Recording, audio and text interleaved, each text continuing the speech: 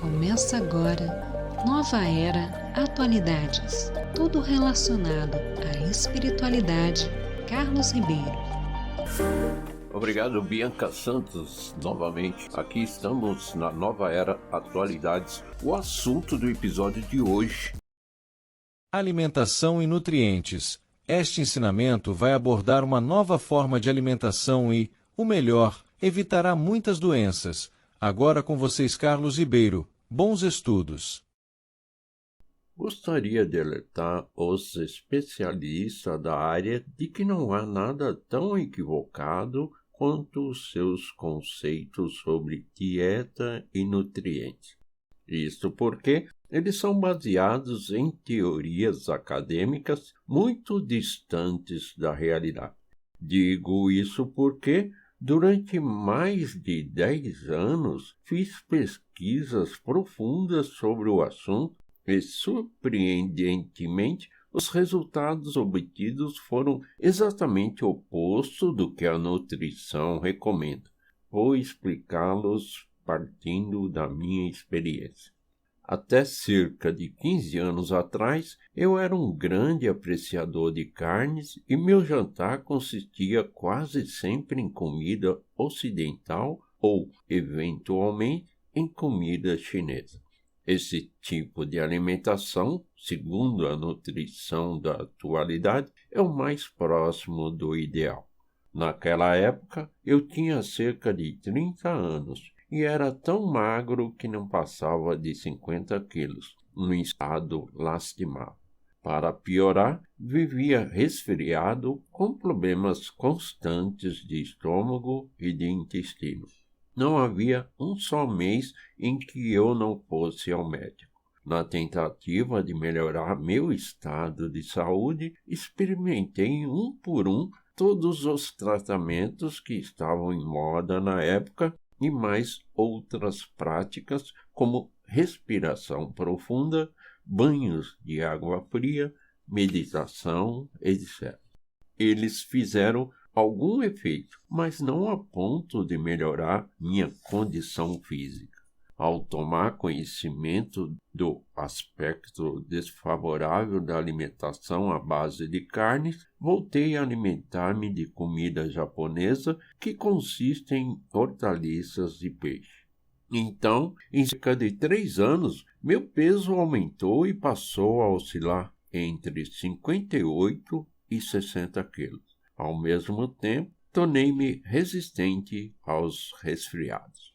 Acabei até esquecendo que sofria do estômago e do intestino e, finalmente, pude sentir a alegria de gozar de boa saúde. De lá para cá, e isso já faz mais de 10 anos, tenho desenvolvido minhas atividades com boa resistência física. Resolvi, então, experimentar, segundo os meus critérios, o método em mais de 10 pessoas da família, inclusive em meus 6 filhos, e obtive bons resultados. Felizmente, consegui banir do meu lar o fantasma da doença. O mais interessante foi que experimentei ministrar-lhes uma alimentação considerada desequilibrada pela falta de nutrientes. Assim, determinei que minha esposa e os servidores oferecessem uma alimentação frugal às crianças. Foi utilizado arroz 70% beneficiado, diversas hortaliças e, de vez em quando, peixe, mas apenas salmão salgado, sardinha seca e peixes comuns. Além disso, oferecia arroz embebido em chá ou bolinho de arroz com sal acompanhados de picles japonês ou ainda bolinho de arroz envolta em alga marinha, etc. Ou seja, oferecia-lhes em grande quantidade alimentos considerados de baixo valor nutricional do ponto de vista da nutrição. O resultado foi surpreendente. Durante o ensino fundamental, meus filhos foram bem avaliados tanto no aspecto físico quanto no nutricional. Desde minha filha mais velha, de 16 anos, até o mais novo, de 4 anos, nenhum deles contraiu doença grave. Todos os anos, eles eram agraciados com prêmios de assiduidade, por não terem faltado um dia sequer às aulas. Aproveitando a valiosa experiência obtida por meio dessa prática, apliquei o mesmo método a centenas de pessoas que me procuraram desde que comecei a tratar de doente, há 8 anos. Os resultados foram excelentes, não havendo nenhuma exceção.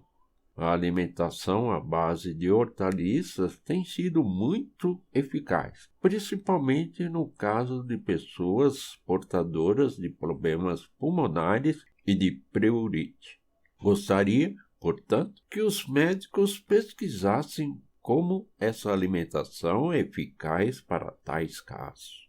Pelos fatos que expus, poderão ver que a nutrição, cujo avanço é crescente em nossos dias, apresenta um erro fundamental.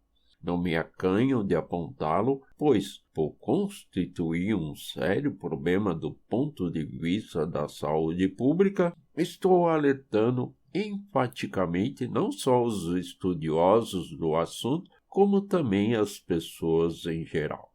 Se essa nova forma de alimentação que tenho proposto se tornar uma prática comum, será uma boa nova, até mesmo do ponto de vista da economia de nosso país. Nossos agricultores possuem resistência física para o trabalho porque têm uma alimentação frugal. Caso eles passassem a adotar alimentação à base de carne, garanto que não suportariam o tanto de trabalho que a lavoura requer. Jornal Luz do Oriente, volume 6, junho de 1935. Mas antes, eu peço que me ajude se inscrevendo em nosso canal e deixando o seu like, para que a plataforma acredite na relevância desse conteúdo e indique os próximos vídeos.